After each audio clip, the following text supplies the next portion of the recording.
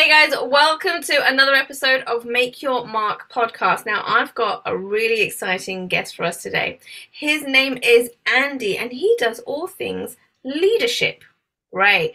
And so we have to work out what it is, how we do it in order to become a great leader, right? Because when we're building our businesses, right, this is one of the things that kind of gets dropped off. So many people are in leadership roles, but guess what? They've never had leadership training. And so what happens? It can become a very toxic environment, both for the leader and for the team. And so Andy is here to talk to us a little bit about how we can overcome this and prevent any anxiety, any horror stories in our business, because this is going to be a shortcut to actually scaling your business. Andy, oh my goodness, I'm super excited to have you here. This is such a hot topic. Thank you ever so much for having me, Kay. I'm really excited to be here. I remember meeting you and you told me all about this, and I'm absolutely thrilled that you've agreed to have me on. So thank you ever so much. Absolutely. I mean, when it comes to leadership, I don't think people realize how important it is, right? Especially when we've seen it in the corporate world. Like, so many people get promoted, but no one wants kind of thinks about, well, did that person get the right training in order to lead a team? Right? That doesn't. Yeah. It's unbelievably common, Kate. People get promoted because they were good at the job they were doing. And Yes. that's fine, depending on what the promotion metrics companies use in order to promote people. So people are good at their job, so they deserve some recognition, they deserve some reward, so they get promoted. But then they're now in a job where they've got no training in, no experience in, and they're expected to deliver from day one. Right. That immediately puts people under an awful amount of pressure. You've then got the kind of psychological aspects of it. So you're going from being mates with everybody, hopefully if it was a good working environment, to now being the boss. And believe you me, that's a hard step to take. Really, the amount of banter I've had over my career about, oh, you've changed, kind of as Ooh. I've voted over. It's light-hearted Mickey taking, but never a true word said in jest as well. It's true. It's true. Now, I've got so many questions for you, right, when it comes around, Fire away. right? But before we get into the whole nitty-gritty of leadership, I would love for you to share with our audience a little bit about your background and what your journey was like, because we all know building a business to this point does not happen overnight, right? Absolutely, yeah. So if you imagine your stereotypical middle child, that was me. um, Massively attention demanding older sister, massively attention demanding younger brother, and there was just me stuck in the middle, kind of just looking after himself and not really being any bother, but not really getting any attention. And that kind of into adulthood, it kind of made me more comfortable being on the periphery rather than being in the center. Ah. That was a sweet spot. So over the years, as I moved into the workplace, if it's not too arrogant to say, I was always a fairly competent person. And then the rewards started coming my way, and I got promoted. So I got my first promotion in 2004. It was. So my career was in the RAF. I spent 23 years in the Royal Air Force, and I had my first promotion to corporal back in 2004. And making that first step wasn't too bad, really, Ah. because going from a junior rank to a corporal, you're still a junior rank as a corporal. You just have a little bit more responsibility on your shoulders. Okay. And that's what it's still first names terms with most people. You still got that senior cover above you, so you have a little bit of authority, but you don't have too much because you're still a junior rank. So it wasn't too bad a step. But then you roll forward 5 years, and I got promoted to sergeant. Now that's your first manager step, and this is when kind of the ego and the id within the human psyche start battling with each other. Okay. I'm a sergeant, but hang on a minute, I'm just me. I'm this quiet kid from a council estate who doesn't like being the centre of attention, and kind of starts battling within you. And you're also making that step from being one of the guys, being one of the lads, to being the sergeant, and all of a sudden first name basis is no longer appropriate. And so you got that, well, who am I to kind of expect not to be called Andy? Who am I to kind of demand that I have to be called have to be referred to by as sergeant, as sarge, or san, or whatever terminology the different services used. And that was quite a hard step to take. And you have all this huge amounts of male testosterone and masculine energy floating around the workplace, and you're kind of expected to be this big, strong, tough leader, lead from the front, and that sort of thing. So a lot of people, myself included, they put a mask on. A mask on and say, right, I need to hide these insecurities, these doubts, these kind of wonders of kind of, can I do this? I need to hide all of that, because if I let that out, that really affects my ability to lead my team, to be seen as this position of authority, to be able to have credibility as a leader and things like that. Right. And this is all stuff that just happens inside of us. And it happened to me. I've seen it happen to so many other people as well. It's unreal. It wasn't until really roll forward a good, how many years? 9 years further than that, sergeant, and my personal mental health had kind of hit rock bottom, and I finally, after a long time, made that decision to stop sweeping it under the rug and go and get some help. And you know what? When I think about the squadron that I ran as somebody who had severe anxiety and moderate depression, before getting the help, when I picture myself kind of in that working environment, and you've got a corridor and offices to the left and right, I walk down that corridor and it feels very dark and very heavy. All the doors are shut. You can't hear people talking. If I go into somebody's office, people are kind of rigidly stuck to their computer. Don't turn around, the flight sergeant's here. That sort of thing. Okay. After getting the help, consciously, there's one thing that I'm consciously aware of that I changed. Okay. And the only thing that was is I started telling people what was going on with me. Now, I'm sure there's probably other unconscious behaviors, unconscious changes that I made, but this is the one conscious change that I made. And this really taught me the importance, the value of vulnerability within leadership. So all that nonsense that I'd told myself for years and years, I've got to put a mask on, I've got to pretend that I'm this big, strong, capable leader and all that sort of thing. Complete nonsense. Am I allowed to swear, by the way, just in case something slips out? Yeah, it's fine. Yeah, cool. But I started telling people what was going on with me. And when I picture exactly the same environment, exactly the same people, but after telling people what was going on with me, suddenly it's light. I can see the sun shining. I can hear people talking. I can hear laughter. The doors are open. I walk into somebody's office and people turn around to me and say, all right, flight, morning flight, how's it going? That sort of thing. And when I am having a bad day, because obviously I was still poorly, right. You know, when you're in that kind of state and you're down and you're exuding that fuck off energy, I don't want to talk to anybody, that sort of thing. Yes. Instead of people avoiding me, they would come into my office. All right, flight, fancy a brew. And you know what difference that made was just absolutely incredible. So that was probably, I'd had leadership training for years and years. The leadership training in the Air Force is world class. I'm a little bit biased because I used to teach it, but It really is. It's world class. So I'd had all the leadership training that that was available, but it was that kind of realization that was the most important lesson that I learned as a leader, as somebody who's responsible for other people. And that's the power of vulnerability, the power of just being a human being.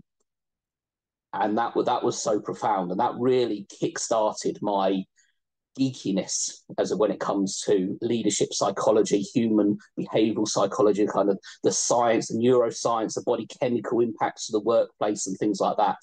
And I went on to teach the RAF's leadership courses, which really then just exploded that passion for it. The more that I learned about the theories, the psychological models, and did my own learning, my own development within that world, it was like I knew there was no going back to the operational world in the Air Force. Fortunately, I'd crossed the pension threshold. I'd done enough time to qualify for the RAF pension. And I knew I wanted to stay in the leadership development world forever because I absolutely love it. I find it fascinating. So it's a real pleasure to have been able to leave the Air Force, take all of my experience from then, all the learning from then, all the mistakes that I've made over the years. And trust me, there's been a lot of mistakes I've made over the years, but all of those really positive things that I've been able to do for other people, the amount of people that I've been able to, the amount of people who worked for me that put that self-imposed ceiling. Right. This is where, but then I've been able to get them above that, and people that have had the careers that they've got, partly because of the support and the accountability, as well as the nurture and everything that I was able to provide for them. I'll take all of that and hopefully now take that into the world of small and medium-sized businesses to really kind of help them create those environments that people want to thrive within, rather than it just being a job that they turn up to do and then find another job a couple of years later and wash and repeat. Wow. Okay. So that, just with what you just said, I've got so many questions over that right now. So yeah, fire it away. Okay. So it was sounds like it was trial and error for you, right? You were trying to work out how to make this situation better, right? How to actually be able to communicate with your team in the right way that you felt comfortable, not just as per like the rank that you was in, but as a person, right? Because that was important as well, right? You didn't want to be two different people in a role, and then outside of that role, you're a different human being. You wanted both of them to come together, right? That's what it sounds like. Yeah, I think that was a great realization later on in my career. I wish I'd really understood that in my earlier days, because I used to take quite a good amount of pride in the fact that I was one person at work and another person at home. I saw that as being normal. I saw it at work. My job was to be this military authoritarian leader who wasn't had no naivety, kind of didn't take any nonsense and all that sort of thing. I saw that as my job. That was a role that I had to play. At home, I was able to be me. But one thing that I've learned later on, and many of your listeners will probably know, is that the brain doesn't work like that. Right. Yeah. You are who you are. And if you've got shit going on at work, it's impossible not to take that home with you. If you've got shit going on at home, it's impossible not to take that to work with you. Although consciously we might make efforts to compartmentalize everything and just focus on being at work or just focus on being at home. But our subconscious, that whole brain has got that split focus. Our capacity is drawn massively. So yeah, when I was able to realize and be comfortable with just being Andy Nisevic rather than being the corporal, the sergeant, the flight sergeant, etc., life became so much happier.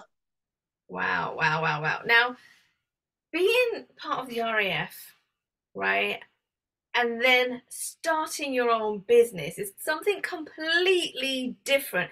Both need leadership skills, right, but in totally different ways. Now, how did you go from having the mindset of working in the RAF, having your own team, right, being paid a salary, and then thinking, wouldn't it be a good idea if I actually start my own business?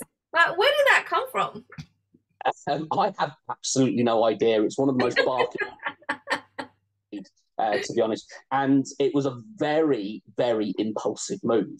When I made the decision to leave the RAF, it wasn't to start up my own business. I applied for and I was offered roles as a leadership trainer for these big corporate providers. I was offered very good wages for these training providers. One of them offered me a pathway to directorship within it, because obviously the history that I've got, the size of the teams that I've run over the years, they had this kind of developmental pathway laid out for me. But I just looked at it and I thought it was at least 90% online. And I know that there's people that build fantastic businesses by being entirely online, and that's absolutely fine. But when you're training, that for me, there's nothing better than being in the classroom. Nothing better whatsoever. The energy that you get, the kind of conversations, the rapport that you can build, the learning that people can have from each other, you don't get that online. There are ways that you can get a little bit of it, but certainly being online is where, being in person is where I love to be. So it just didn't excite me. And then when I started asking questions about kind of like, as a facilitator of training, what kind of autonomy, what kind of freedom do I have to Ah, bring different training techniques into it?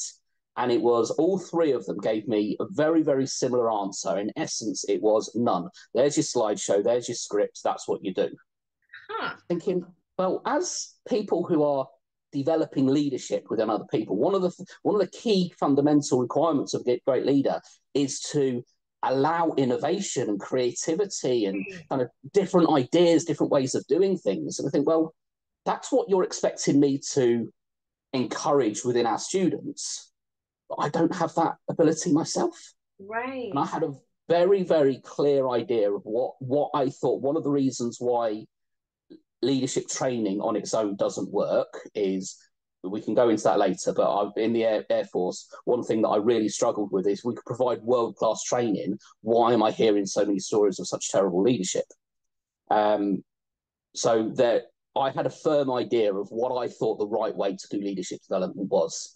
And none of these big corporate providers, I mean, I'm talking good salary. I'm talking a couple were just below and a couple were just above 50 grand a year. Put my RF pension on top of that, that's a very nice standard of living.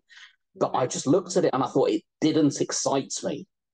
Just sitting on a Zoom call, a Teams call, whatever the software was, delivering a load of information and then wash and repeat the next day, and not really having any ability to really take that learning and then contextualize it to people's reality, realize how to actually implement learning and kind of how to apply the different theories for person A versus how you need to apply it for person B, the different way of applying it for person C. You didn't get to do that. It was just very much wash and repeat, and it didn't excite me. And I thought, well, if I've got an idea of how I think it should be done, I might as well just go off and do it. Right. And a very, very impulsive thing. It was literally September, I think it was, I decided to start my own company. And by the 10th of October, I'd started it full time. It was a very, very short time. Yeah. That's awesome. Oh my goodness. Now, I want to go into more in depth as to how you actually help build leaders, right, in this world, because that's essentially what you do. Yes. And now, I'm sure you probably get a lot of people out there, right, that have been in management roles, right, think that they know it all, right? And so when they come to you wanting to know about leadership, how do you actually work with those people? Because I'm sure you can tell straight away, nope, right, there's a lot of training that this person needs to do, right? They think they're a know-it-all. How do you actually get through to those people? That is an incredibly great question. It's an incredibly hard thing to do because, in my experience, generally speaking, those are the people that need it but won't pay for it. Oh. They won't invest in it because, like you say, they already know it all. And the unfortunate truth is that they're the people who are negatively impacting not only the business that they work for, whether it be their own business or if they're a manager within somebody else's business, but the negative impact that has on all the employees that they're responsible for or they have contact with. It's just a shame. I mean, I mentioned earlier, I've made mistakes. There are people out there who I've been responsible for who will refer to me as a terrible leader. And that's absolutely fine because nobody's perfect. We all do the best with what we've got at the time. There are people out there who will refer to me as a great leader. And here's the thing, often exactly the same time. Because what I didn't realize was that everybody needs something different. Right. So just because one person is responding brilliantly to the way that I lead them, the way I motivate and inspire them and develop them and things like that, doesn't make me a great leader. That makes me a great leader for that individual. Yes. Behaving and doing exactly the same thing for everybody else, it's not going to work. It will work with people who respond to that. It won't work for the people who respond that. So unfortunately, these people who, let's call them the know-it-alls. Yes. What they have is probably a lot of theoretical information, a lot of opinion, a lot of bias is being applied there. And this is the way we should do things. And I don't know if this is going to be on YouTube as well, but the air quotes for should, because should is probably one of the most dangerous words in the English language. It comes from bias. It comes from your personal experiences. It doesn't take the other person's personal experiences into account. So when we say you should be behaving like this, you should be doing it like that, all we're doing is putting bias in and putting those barriers to trust and communication and everything is. It's our responsibility as leaders to find out what it is that that person needs in order for them to want to be inspired and excel within your business. Absolutely, absolutely. Now, you see this in my experience, and I'm sure a lot of people have experienced this as well. Like, there's two types of, I guess, leaders that are bad leaders, right? And so you've got that group that just tell you do it this way, it's your job, just do it, doesn't want to listen to the team. But you got the other leader who's very nice, wants to listen to the team, but says yes to everything and cannot stand up for the team, right? Yeah. Right, very two different personalities. And then so how do you work with those two different leaders? Well, one thing that I think it's really, really important to be when you've got any kind of leadership responsibility. So obviously we use the word leader. A lot of people, their minds go straight to the people at the very top of the organisation. Leadership has got nothing to do with the position that you're in. It's got nothing to do with authority. It's got nothing to do with your job title or anything else. Leadership is a behaviour. It's a set of behaviours that we exhibit. It's how we motivate, inspire, encourage people to want to perform to their best. That's kind of the definition that I use. It's very similar to a lot of other people, but that's kind of how I define it. So you're absolutely right. You'll get people who are that kind of hard line. This is the way that things need to be done. And you know what? That has worked for them. The reason that they're like that is because that's the attitude that's worked for them. That's the way that they've always done things. And it's worked for them. So what that often comes from is fear. It's like, well, if we didn't do it this way, is it going to work? Okay. Am I capable of adjusting to that? Now, that's a very accusatory way of thinking. That's my experience. A lot of people would deny it, but that's kind of my experience. And often that fear is it's unrealistic fear. It's fear that's not warranted, but it comes from that emotional center, that chimp. If you buy into the Steve Peters chimp management model, is coming in and saying, "Hang on a minute, this is new. I don't like this. This is different." And that chimp is screaming loudly, so people know this is the way to do things. People who agree with that will be fine, and they'll be happily told what to do. Those people who've got a bit more creativity, thought different ideas, different ways of doing things, going, well, hang on a minute, I can save X amount of hours, X amount of money by doing it this way. Right. Being that rigid person that's stuck and operating from fear, that's all that's going to do is demotivate people. I've been that person who's been demotivated by. I can remember creating this data, if you can remember Access,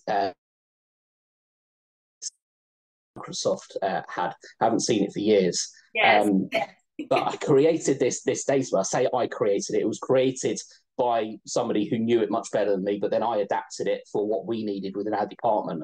I created this, and it took a lot of work, and the boss at the time was really supportive, and yes, this is great. Got it all singing, all dancing, and said, great, now I want all of that over here. And we had all these bits of paper and everything all over the walls. And hang on a minute, the information's there. It's taken me weeks to get all this populated and updated. Now you want me to take it from there and put it on there anyway, where I have to keep on printing out all this paper and manually updating that. And whereas it's there, you just need to look at it. And I think, what an absolute waste of time. And it really don't demotivate me after being really excited about this really great little single dancing database that we had useful. But that's because that was the guy's way of working. That's how he likes to work, and he didn't want to change because could he keep up with that change? And this is often where that fear comes from. Right. So you tend to be quite rigid and stuck. And the other side of the coin that you said, those friendly people that want to give people the time of day, want to allow them to be transformative, empower them to do all this. But you're right that when it comes to having to hold people to account for their standards, for their discipline and things like that, they struggle. And what they're doing is they're providing friendship, not leadership. Right. So we've got the dictator, or we've got the friend. Right. And actually both are as ineffective as each other. Exactly. Oh, wow. I love that. I love that. Okay, so Andy, I want to talk a little bit about, what kind of results you got with working with some of your clients. Like when they came to you, of course, they must have been willing to learn, to kind of make sure that they are coachable and all these good things. And so when they do come to you and you get them these results, right? What did that look like? They came to you with one problem, and how did you actually help them through it? So my very first client that I took on, they're now my biggest clients, and the results that we've got there, I absolutely love what I was doing. So I'm not going to mention any names. I'm not going to mention any company names. Chances are your audience won't know, because I know most of your audience are in America. But just in case people say, I'll keep it vague and confidential. But the managing director came to me because he was kind of hovering around about a £12 million revenue business. He wanted to scale it to 30 million and then have a decision to either sell it or promote one of his senior managers to managing director, and he'd be kind of chairman and just go off and move and start up something else. So he had come into my world because he had attended one of the very first workshops I ever delivered. Agreed to have a conversation with me. Agreed that what I did was valuable, and invested in putting two of his senior managers on it. Within 2 months, those senior managers were saving around about 8 hours per week of their own personal time. So rather than being kind of stuck in the weeds of kind of solving their team's problems for them, all of a sudden they had the capacity to start looking at the strategic objectives, started making things happen. They quoted within 4 months, I think it might have been 5 months, but they quoted to me their revenue had increased by 150%. Wow. Because all of a sudden, these two departments, they weren't working in isolation. They weren't working in their own silos. They were actually communicating what the needs were. The people in the staff members, the team members, they had all this extra autonomy and realization that they did know how to do their job without having to wait for the boss's input and things like that. And that kind of prompted the MD to say, actually, I'm going to put all of my senior leadership, including himself, on the team. And their ambitions, when I took them on in 2022, their ambition was to scale to 20 million within 5 years. They're going to hit that this year. Oh my goodness. So, see, I don't think people realize that leadership has a direct result as to what your income is going to be. It absolutely does, yeah. Right. And I mean, it feels strange, doesn't it, to talk about leadership and the compassion, everything that comes with great leadership, and then put financial metrics. Yeah. And it is quite hard. I was quite lucky that this company, they keep a very close eye on things, and they were able to tell me just kind of what the metrics and things were improving. But for me, as Andy Nisevic, as the person who goes in there on a regular basis, one of the things that I used to say to them, it feels like a morgue walking in there. Ooh. It feels like a couple of them referred to it as a library. For me, it just felt like a morgue. It felt like a really kind of solemn place to be. But over the course, it took maybe 8 or 9 months. And trust me, there were bumps along the road. Trust me, because not everybody can adapt to the way to the change and new ways of doing things. Or when things are getting done properly, the old people who weren't values matches were either let go or volunteered to leave. Had to bring some people in, and then there was the accidental hires. There were bumps along the road. But when I walk in there now, the first thing that I hear when I walk in, people talking and people laughing. I can hear people on the phones. The person who sits on the reception desk looks up and says, "Hi, Andy, how you doing?" There's an environment there. It feels like a place where people want to go. Right. And that for me is just the biggest change. Yes, all those financial metrics for the bit that is that now a CEO because he's kind of wrapped a couple of companies under one umbrella. But yeah, the CEO, that obviously the people running the business, they need to see the metrics. They need to see, is their investment worthy? Are they getting the return? Are they growing in the way they want to grow? Can they make the investments that they need? So they need to see the numbers. That's absolutely fine. But for me, just walking in there and it just feeling like somewhere that I don't have to whisper. Right. You know what it's like in the library or in a morgue, and all of a sudden you're the voice and everybody turns around. You don't have to worry. People are engaged and they're enjoying their time there. And for me, that just pride is a sin, but you know what? I don't care. It just fills me with so much pride. Oh, and I can see it. I can see the passion in you. Like the more you're speaking about leadership, I can see that this is your love, right? This is one of your loves, yeah. Sure.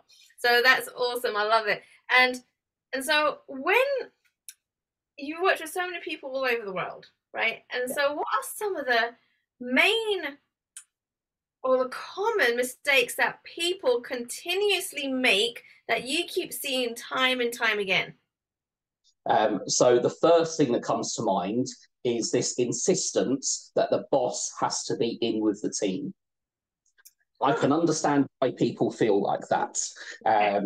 We're all one team, we're all in it together, and it's not a case of leading downwards, it's a case of being responsible people and leading from within, and all that social media stuff that goes out there about leadership. Trust me, there's so much nonsense on social media about leadership, it's unreal. But to give you a case study, a recent client of mine that I onboarded them in January, and one of the people on my program had recently been promoted to ops director. So I had the managing director and the ops director come onto my program. And the reason was because they were a fast growth company. So they wanted to make sure the new personalities they were integrating kind of integrated properly, and the development plans and everything that they wanted to do was done properly. Now, the ops director stayed in exactly the same desk as she was at when she wasn't the director. She was just one of the team members. The first thing that I encouraged them to do was move into her own office. So they had an empty office that they used to use for client meetings and things like that. I said, no, get out of there.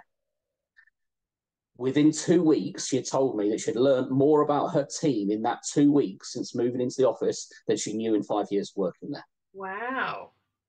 The reason for that is that whilst it's not that people didn't like her being there. She was part of the team. She was friends with everybody. She got on with everybody. And it's not that people didn't feel comfortable talking to her about stuff that was going on and help that they might need and things like that. Right. But they were uncomfortable saying it in front of everybody else. Right. Okay. Going up, boss, can I have a word in front of everybody? All of a sudden, people are meerkatting, aren't they? Because we're human beings. We're interested in what's going on with people. So it stifles that. But going in and speaking to your boss in their office is just normal everyday stuff, because there's always a need to go and speak to your boss about work. So it actually encouraged people to go to her and start having personal conversations with her. So she started to recognize what was going on, what reasonable adjustments needed to be made in order to help them through whatever situation they're going through. And I said, within 2 weeks, she found out more about her team than she'd learned in 5 years. And the only thing she did differently was move into her own office. Oh, wow. And this is something you picked up just like that. I cannot emphasize how important it is to have that space. It's not for you. This is a problem because it feels egotistical. Oh, right. I've been promoted, I'm special, I get to have my own office and that sort of thing. It feels egotistical, but it's not for you. That space isn't for you. It's for your staff to have somewhere to come to and say, listen, can I have a word with you? Yeah. Because the amount of bravery it takes to have those kind of vulnerable conversations, they don't happen. You don't plan them. You'll have like an impulse that I'm ready. But if that person is there in front of you having a conversation with somebody else, you've got to wait. And then the inclination dies, and then all of a sudden you decide not to, and it might be another 2 weeks until you're ready to have that. Whereas if that person is in their own office, they've got their own space, and you go knock on that door, you're committed to it. So even if they can't have that conversation with you there and then, that person now knows that you need to have a conversation with them. Right. So when they're ready, come to you. Absolutely. And there's a lot of subconscious psychological magic going on there that I'm not going to be clever enough to explain. I kind of understand it in my own way, but it's just so important. Like I say, got to take the ego out of it. It's not about you being special and deserving your own space. It's about having a space where you are, that people can come to you. And that's where the magic happens, is where you're able to have those one-to-one conversations that aren't being listened into by everybody else. I love that perspective and that shift, and realizing that the office that's created for your position isn't actually for you, is actually for your team. Right now, we've never thought it that way, because we just, when it comes to corporate world and what we are taught, we are told that it's for whoever gets the role, right? And you see it on TV all the time, don't you? Suits is a great example of the law firm, and I'm getting the corner office and things like that. Absolutely. So it feels like it's something that's ego driven. Definitely. Trust me, if you're in a seat, so not necessarily as a supervisor, maybe not even necessarily as a middle manager, because let's face it, we've got a blending reality, and you're not necessarily going to have the infrastructure to give everybody their own office. Definitely. But certainly if you're a senior level, definitely if you're a director level, you've got to have that space to be able to have those important conversations. I love that. Now, a little birdie told me, Andy, that last week you wrote a book and it went number 1 on Amazon. I did, yes. It was incredible. Yes, so my book is called Leadership 101, Don't Be a Dick. And it's a play on the irony behind the fact that more efforts you put into trying not to be a dick when you're a manager, actually the easier it is to become one.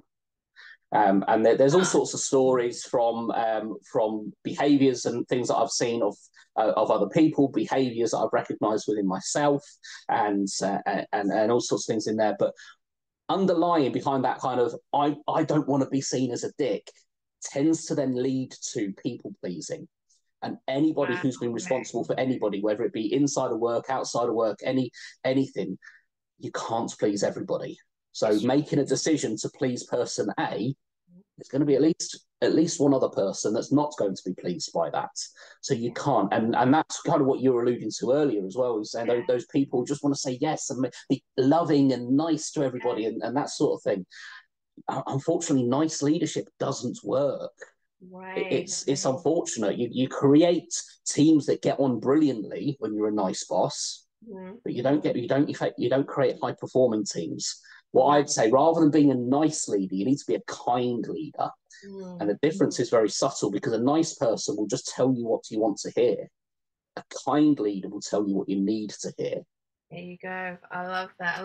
Now, I know at this point, Andy, people are thinking, oh my goodness, I need to connect with Andy. I need to learn more from him. So where can they go to connect with you?